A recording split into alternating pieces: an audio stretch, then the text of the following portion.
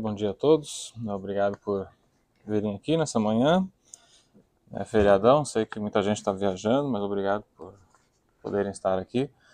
E como vocês podem ver, o assunto de hoje, o título da nossa reflexão de hoje é a lei do uso.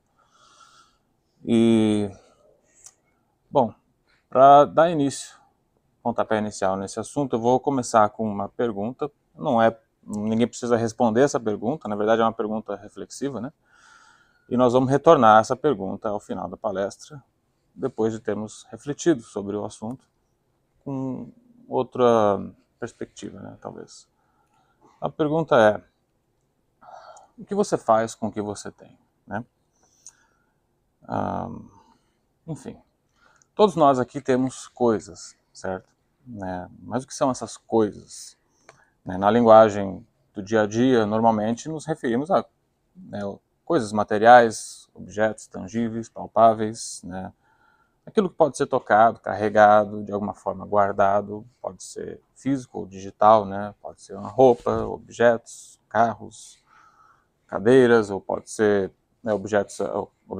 coisas digitais como arquivos, fotos, imagens, vídeos e assim por diante, né? Mas se a gente parar para refletir um pouco mais de profundidade, nós vamos ver que nem tudo que temos se limita a essas posses externas, né? Na verdade, cada um de nós possui muito mais coisas invisíveis do que visíveis. E, na verdade, essas são as mais importantes.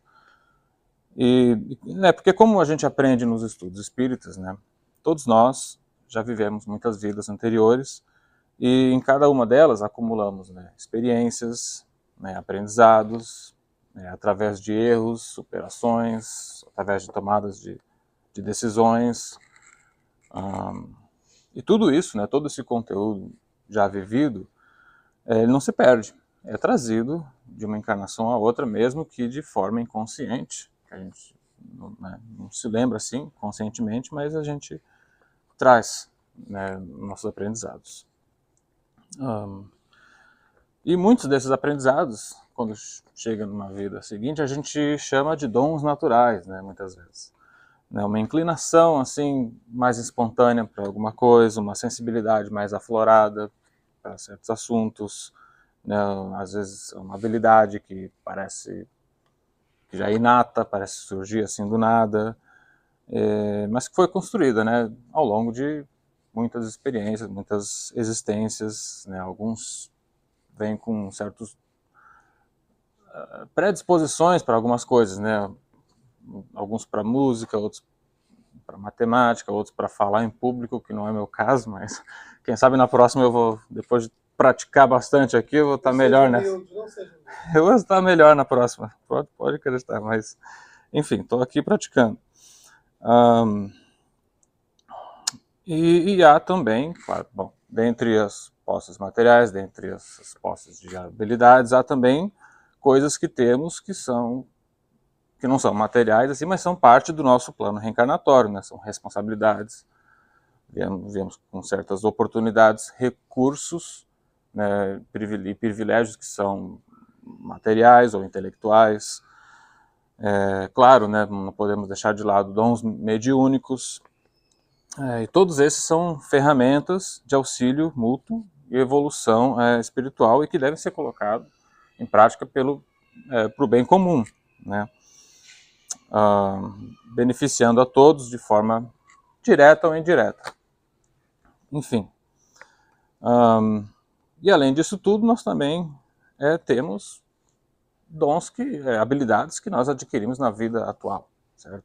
Coisas que nem eu agora aqui praticando o meu dom da fala em público, Enfim, são coisas que nós adquirimos na vida atual, porque estudamos, praticamos, virtudes que cultivamos, enfim.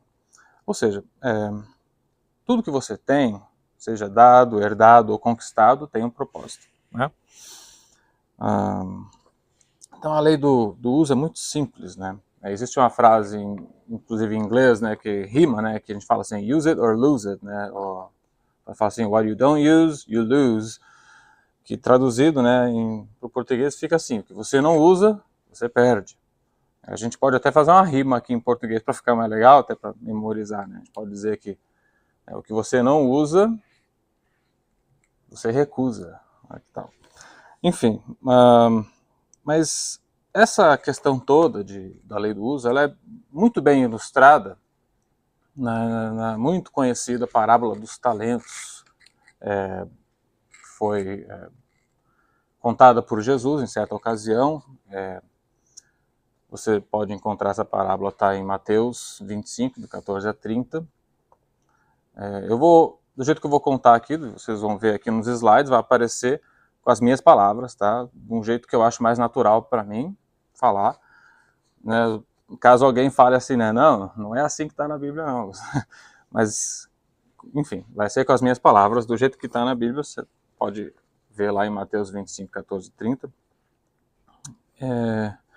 Enfim, essa história conta que certa vez, vamos passar aqui.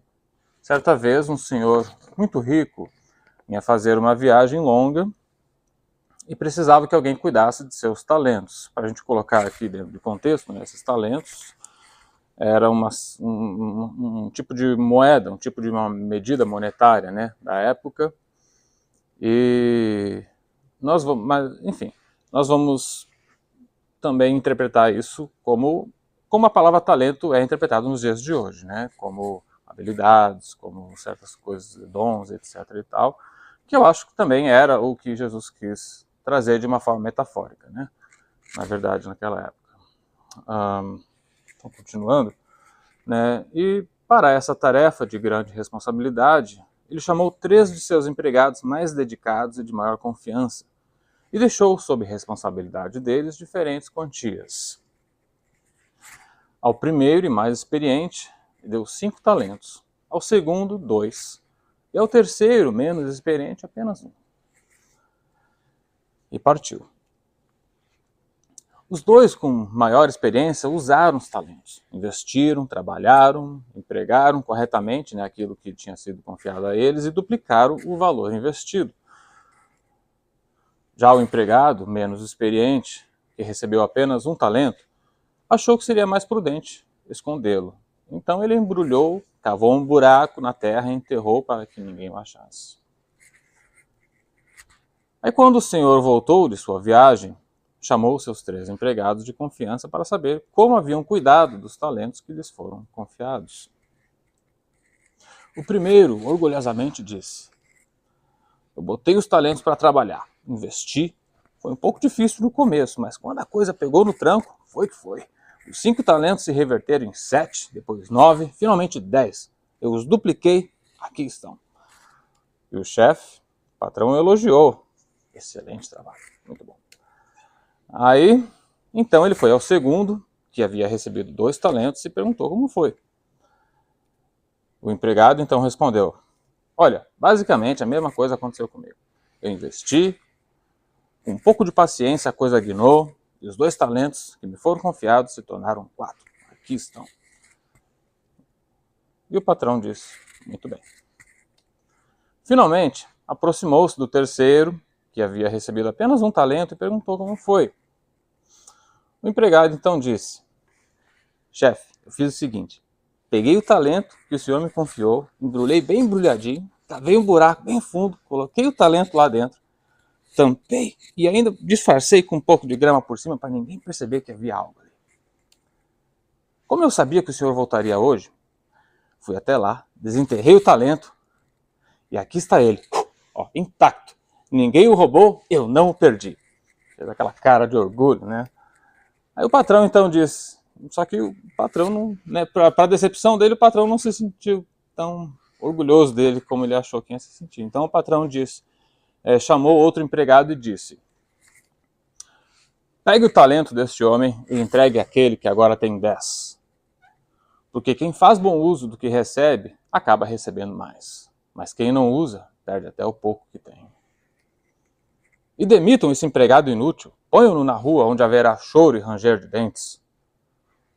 É um final assim severo, né, austero, uma coisa bem dura, Que na verdade a versão original, como Jesus fala, ele fala assim, lance-no as trevas, né, uma coisa até forte, né, as trevas, tipo assim, manda esse cara para um umbral, tipo assim, uma coisa bem pesada, né, mas a verdade é que é um reflexo do que a realidade é, né, ela não na realidade aí o mundo não sai dando tapinha nas costas da gente, né, o mundo é bem mais cruel do que essa história, vamos pôr assim, né. Mas a questão é, qual é a moral da história? A moral da história é que o que você não emprega, você abre mão. A gente pode fazer uma rima aqui de novo para ficar legal. Que tal? A gente pode falar assim que aquilo que você não emprega... Alguém? Não?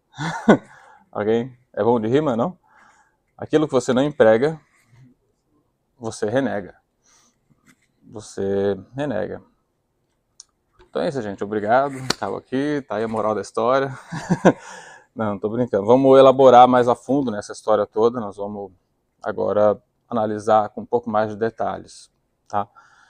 E para a gente aprofundar mais, agora nós vamos entrar no assunto, nós vamos falar de valores. O que são valores? E para falar de valores, eu quero falar aqui de um palestrante que eu gosto muito, né? Já falecido, ele não é da área do espiritismo, claro, mas ele é um americano, se chamava Jim Rohn, cujos vídeos dele estão disponíveis no YouTube, né, as palestras dele. E ele ficou muito conhecido por ser um dos grandes nomes, assim, né, um guru na área do desenvolvimento pessoal, certo? E em uma das palestras dele, ele fala muito sobre valores, me chamou muita atenção, eu digo até que me inspirou um pouco para fazer essa palestra. Onde ele fala uma coisa assim, ele diz que nós somos pagos primeiramente pelo nosso valor, não pelo nosso tempo. Então é muito comum, né, principalmente aqui nos Estados Unidos, né, as pessoas medirem os seus ganhos pela quantidade de horas trabalhadas, certo? Mas a verdade é que nem todo mundo ganha a mesma quantidade por hora, né? Primeiro, uma hora é uma coisa criada na nossa mente, não existe uma coisa palpável chamada hora, né? O passar do tempo é uma noção nossa que a gente criou. Então a hora não tem um valor estipulado, né? Cada emprego vai ter um valor diferente. Algumas pessoas ganham 25, 30 dólares a hora, 40, 50. Outros recebem um salário mensal, que pode também ser dividido pela quantidade de horas trabalhadas, né? Enfim. Mas há também aqueles que ganham de forma variável, né? Seja por comissões de vendas, seja por por comissões, vendas, seja por resultados atingidos, produção, pode ser renda passiva, né? Como investimentos, sei lá, aluguéis, royalties, no caso dos artistas, enfim, a coisa vai e assim vai. Mas todos são, em alguma medida, remunerados conforme o valor que oferecem à sociedade. Mas essa relação, né, entre valor e remuneração, ela é muito mais visível para aqueles que são autônomos ou que trabalham, né, que ganham uma renda passiva, como já citado antes, os vendedores comissionados. É mais visível essa questão entre valor e remuneração do que quem ganha por hora, né? Porque já aqueles que ganham um salário fixo, seja mensal ou por hora, são remunerados conforme o valor que foi atribuído à função que eles exercem. E não necessariamente de acordo com o valor individual que cada pessoa gera. Ou seja, o cargo ele tem um valor de mercado pré-determinado. E o profissional é pago dentro desse teto, né? Certo? E é claro, né, que quem se dedicar, se esforçar, pode receber um aumento, uma promoção, e esse aumento, essa promoção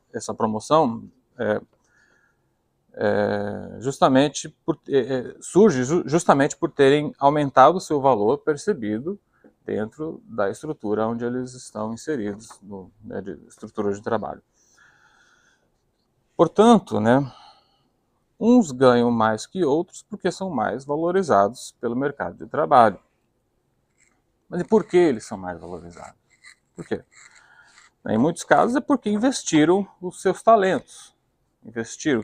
Aqui os talentos, de novo, né, a gente pode interpretar como qualquer coisa, não necessariamente habilidades, dons, mas a gente pode dizer assim, ó, tá, estudaram, se dedicaram, praticaram, se aperfeiçoaram. Esse aperfeiçoamento muitas vezes inclui sacrifício de tempo, de esforço físico, esforço intelectual, foco, concentração, né, muitas vezes investimento financeiro, né, em curso, em materiais de trabalho, né, enfim. Tem várias formas da gente investir os talentos e aumentar o nosso valor, certo? É claro que nem todo valor é conquistado, né? Alguns são herdados, né? Há quem nasça em uma família que já tem um certo prestígio, o nome, o patrimônio.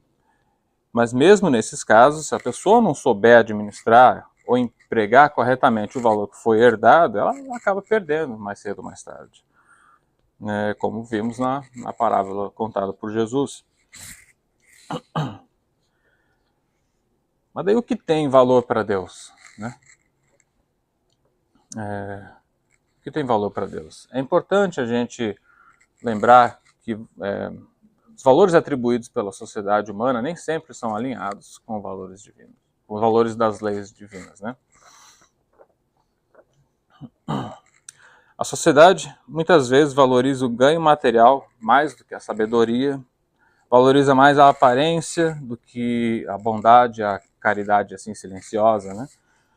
Mais o sucesso visível do que a reforma íntima, certo?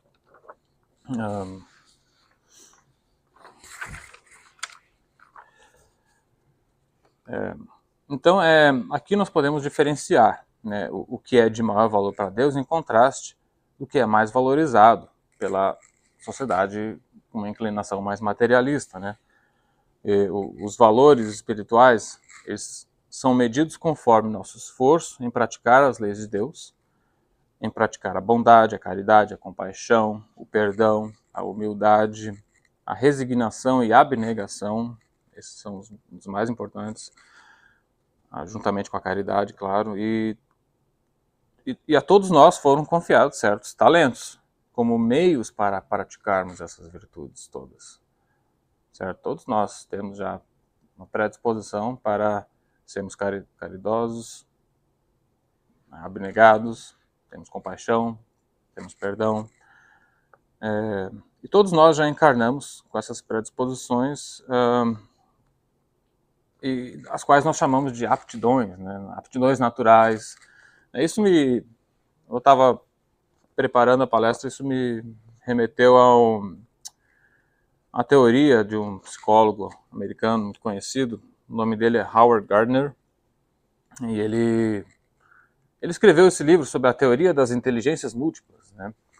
No qual ele descreve 9 tipos diferentes de inteligências. Inicialmente eram 8, aí depois ele... Está cortado ali. Eram 8 inicialmente, mas depois ele aumentou para 9, acrescentou mais, né? E dentre essas inteligências, enfim, não é que cada pessoa tem uma e não tem outras, enfim, na verdade como se você pudesse medir por níveis, né? Vamos dizer que uma pessoa tenha, sei lá, nível 5 de inteligência lógico-matemática, um nível, sei lá, 10 de inteligência existencialista, ou inteligência espacial, de como se mover no espaço. Jogadores de futebol, de basquete e tal, geralmente tem essa inteligência mais bem desenvolvida. Enfim, são vários tipos de inteligência. Isso é para demonstrar que é lógico, né, que ele não é do meio espírita, ele não vai, ele é dentro do meio científico, ele vai falar com uma linguagem mais científica, mas a gente aqui pode interpretar também, né, como já foi falado antes, sobre essas experiências que trazemos de uma vida para outra, né, e que de repente nós nascemos aqui, temos certas facilidades com uma área e menos facilidades com outras, né, isso talvez um dia aí faça uma revisão do livro dele aí, inclua lá essa questão do espiritismo, mas enfim.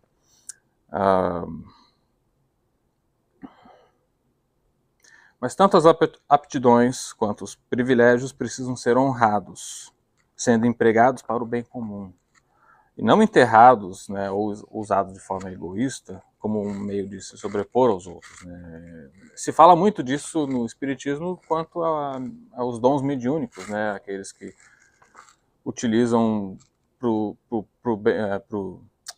próprio pro benefício próprio, né, para ganhar, às vezes cobram dinheiro. A gente vê, aqui é muito comum, né, tá cheio de lugares aí, psychic, que a gente fala, né, que tem pessoas que dizem que vão ler sua mão e vão falar, o fortune teller, como eles chamam aqui, né, e cobram uma grana. Tem até uma propaganda que eu escuto na rádio, às vezes, que é California Psychics, é a empresa, tem vários lugares, é como se fosse uma franquia, entendeu? E falam assim, que se a sua leitura não for não mudar a sua vida, é de graça. Dá o dinheiro de volta. É desse jeito. Pois é. Mas vale também a gente enfatizar que Deus não espera de nós... Aliás, Deus espera de nós esforço e não perfeição. É importante a gente entender que Deus não cobra resultados iguais de todo mundo. Né? Cada um está num nível diferente de evolução espiritual, mas Ele espera de nós empenho, né? Intenção sincera e o uso consciente dos nossos talentos. Na parábola, por exemplo, se o empregado que só recebeu um talento tivesse pelo menos tentado empregar o talento, mesmo que ele não tivesse conseguido multiplicar o talento, mesmo que ele tivesse perdido o talento totalmente, mas tentou, pelo menos tentou, acho que provavelmente o chefe teria considerado isso uma coisa positiva da parte dele, né? E provavelmente teria reconhecido seu esforço e teria dado mais oportunidades de demonstrar o seu valor no futuro próximo. Mas tendo ele desperdiçado essa oportunidade, né, ele foi demitido e, como disse como é dito na narrativa original, lançado às trevas.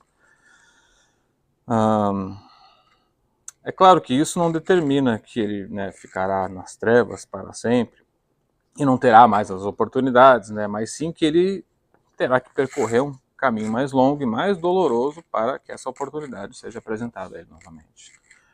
Certo? Então, o que são valores espirituais em contraste com valores materiais? Né? É importante a gente aprender a separar o que são valores espirituais de valores materiais. Por que é importante a gente saber fazer essa separação? Porque não se pode pagar uma dívida material com valores espirituais. Isso é uma coisa muito importante. Por exemplo, se você acumulou dívida no cartão de crédito, é porque consumiu algo de ordem material. Né? Essa dívida precisa ser pago com um recurso material, que é o dinheiro. E para que esse dinheiro venha de forma justa, claro, ele também deve ser obtido por meios materiais, com esforço, trabalho, foco, claro, com ética, porque não adianta pagar uma dívida material e acumular uma dívida ainda maior espiritual, né? Contraída através da desonestidade ou da exploração do próximo. Mas a questão é, tudo que é de ordem material, qualquer dívida que você acumula é paga com algo material. Ou seja, caridade não vai... Não é um desencorajamento à caridade, a questão toda é essa. Fazer caridade pensando que você vai acumular um karma positivo, que daí o universo está te devendo porque você está fazendo bem? Não, não é assim que funciona. O universo não vai te dar dinheiro para pagar a sua conta porque você está praticando o bem todo dia. Não é isso, né? E também oração. Muita gente acha que orar pode fazer, sei lá, surgir um dinheiro mágico aí, ganhar na loteria, algo do tipo, né? Mas a oração não deposita dinheiro na conta. Você pode orar, sim, e deve orar, né? Mas deve orar para quê? Orar para ter clareza, discernimento, coragem para enfrentar as situações difíceis, orar para ter inspiração de como encontrar soluções para os problemas materiais também, né? Não para resolver os problemas materiais, mas para te dar inspiração. Você vê, essa inspiração, ela não é uma coisa material. Então, você está orando, pedindo inspiração, você está pedindo algo. Vê a diferença? Você não está fazendo um esforço material para ganhar algo material. Você está fazendo um esforço espiritual para ganhar algo de ordem espiritual, que é a inspiração. Aí sim você vai, com as suas ações materiais, colher o fruto material, certo?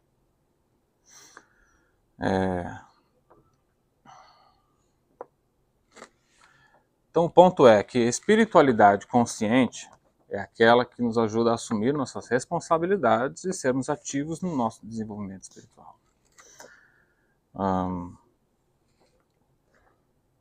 Ainda tem um bom tempo aí. Então, seguindo adiante, nós fizemos aqui, o Jean fez a leitura do capítulo 132 do Fonte Viva, um texto chamado Tendo Medo, né? Então, isso é uma coisa que a gente não faz muito aqui, né? A gente faz a leitura inicial, mas a gente não reflete muito sobre ela. E geralmente é importante que essa leitura tenha alguma relação com o assunto que está sendo tratado, né? Então, eu fiz uma análise aqui dessa leitura, né? Eu não vou ler ela aqui, só vou... nós vamos aqui refletir a respeito dela, né? O que o Emmanuel nos mostra que o medo não apenas paralisa, mas muitas vezes serve como desculpa espiritual para a estagnação moral. Ele não, o Emmanuel não nega a existência do medo, né? Mas pelo contrário, ele reconhece a sua presença em várias formas, né? Ele fala lá que é medo de agir, medo de errar, medo de se relacionar, medo de ser rejeitado, medo de sofrer. E, curiosamente, ele fala medo da alegria, né? Ou seja, não só a dor assusta, mas o bem também exige coragem, né? Porque servir o próximo, né? Amar, arriscar-se, fazer o bem, muitas vezes significa você desafiar certos valores materiais da sociedade, você ter coragem de agir corretamente, independentemente do julgamento alheio, né? De não ser chamado de, sei lá, de bobo, né? de idiota, de algo assim. Às vezes fazer o bem, você está correndo esse risco de ser julgado como uma pessoa ingênua. Mas nem, lógico, né? Você pode fazer o bem de uma forma ingênua, muitas vezes, às vezes as pessoas são enganadas, mas não quer dizer que fazer o bem significa ingenuidade, significa, ao contrário, na verdade, sabedoria, né? E o medo age como guardião da nossa zona de conforto. Você vê, né? Porque nesses casos, quando você vai ser julgado, se você deixar de fazer o bem para não ser julgado, você está, entre aspas, se protegendo, ficando na sua zona de conforto. Você está se protegendo socialmente, vamos dizer assim, contra os julgamentos alheios, né? E assim como o terceiro servo empregado lá da parábola, Emmanuel aponta que muitos sensitivos humanos, como ele diz, terminam sua encarnação sem o mínimo esforço para enriquecer a existência. Isso nos leva a refletir, será que estamos enterrando nossas oportunidades preciosas sob justificativa de medo, né, de vergonha ou de outro sentimento negativo que estagna nossa evolução? Nós temos que nos lembrar que Deus não espera resultados iguais, mas sim o esforço, o empenho, né? Por mais que nossa ação abnegada, nossa ação caridosa não tem aquele resultado que você imaginou, todo resultado é relevante para Deus. O valor espiritual está no uso consciente dos talentos e não apenas no talento em si. E enterrar o talento significa desperdiçar, não o talento, os talentos, as oportunidades, né? Desperdiçar a encarnação. Lógico, né? Nenhuma encarnação é totalmente desperdiçada, né? A gente não passa a vida inteira só fazendo coisa errada. E todo mundo tem coisas boas que traz, né, de uma vida de uma encarnação para outra. Mas aqui Manuel reforça exatamente isso, né? O medo não é justificativa aceitável diante da vida. Não aos olhos do patrão da parábola, não aos olhos de Deus. O servo que nada fez não foi condenado por não ter conseguido multiplicar, mas sim por não ter tentado. E, enfim, com isso nós retornamos à pergunta inicial da nossa palestra, que é, de novo, ninguém precisa responder aqui, mas é para nossa reflexão. É o que você faz com o que você tem. E espero que isso, como sempre, a palestra é um pouco curta, mas espero que tenha servido para a gente refletir um pouco mais sobre esse assunto no dia de hoje. Está aberto para comentários. Obrigado.